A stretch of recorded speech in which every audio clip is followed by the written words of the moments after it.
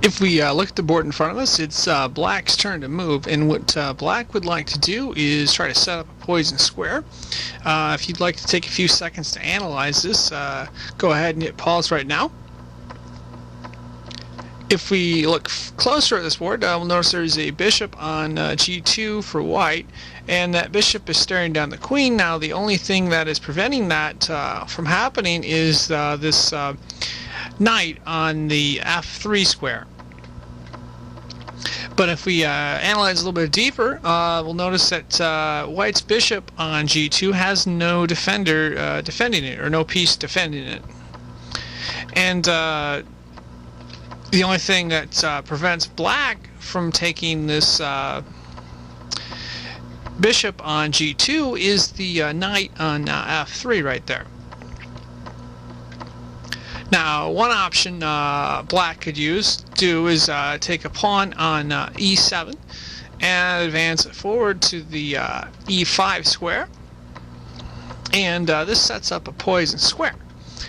Now, on its surface, if we look at the e5 square, it doesn't look like it's defended by any piece, because it isn't defended by any piece. Essentially, it is a bait on that square that appears to be an easy capture, but it's a decoy. So if white does not take the e5 square, one of the options black could have is just to advance the pawn forward to e4 and put pressure on the knight on the f3 square. And from that scenario, basically that pawn is defended by the queen and the knight, and black has a number of different options it could set up to defend that piece and move around and attack white, because white's position is a little cramped. Now, if white decides to bite and decides to take that pawn on e5, that puts white in a little trouble.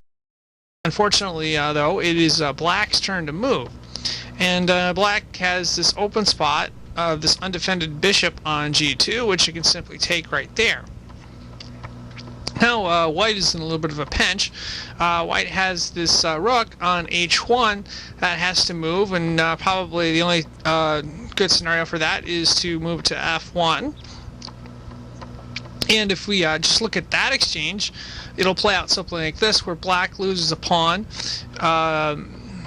white loses a bishop and a pawn, and white also is cramped positionally, which will put it in, or make it harder to get out of for the rest of the game. And this wraps up our example of a poison square. Thank you for watching.